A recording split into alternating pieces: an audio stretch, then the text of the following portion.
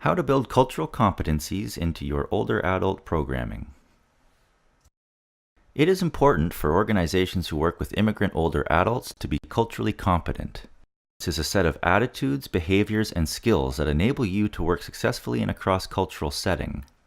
It is more than just being aware of differences.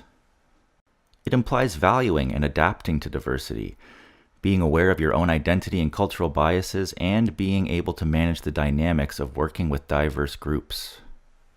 A culturally competent organization brings together knowledge about different groups of people and transforms it into standards, policies, and practices.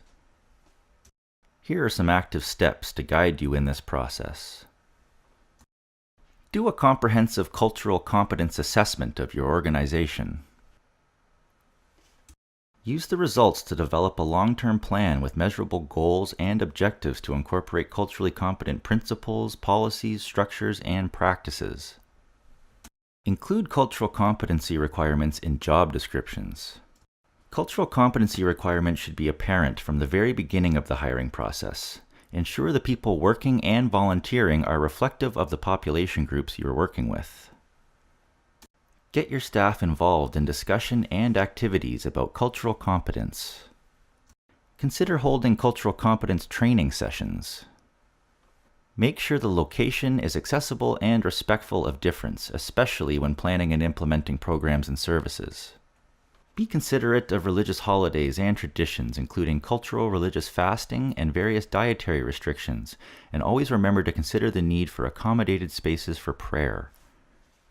There are many ways that organizations can do this work. Ask others to work with you to develop your organization's cultural competence. Review other organizations' best practices, and consult with faith leaders and, of course, community members from the population groups you serve. Ensure the assessment, screening, and intake forms used take culture into consideration. That way you can plan and prepare accordingly. Understand how history for some may cause tension and cultural divides with other groups.